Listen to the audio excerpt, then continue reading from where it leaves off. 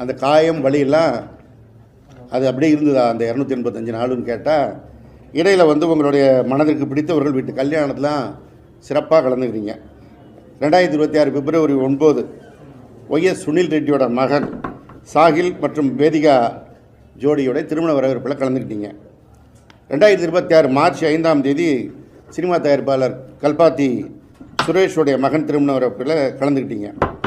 அப்புறம் டிசம்பர் 27 உங்களுடைய திரைப்படமான ஜனநாயகனுடைய திரைப்பட இசை வெளியீட்டு விழா மலேசியாவில் நடந்த போய் கலந்து கொண்டு மிகுந்த மகிழ்ச்சியோடு நடனமும் ஆடினீர்கள். ஆனால் உங்களுக்கு மனதிலே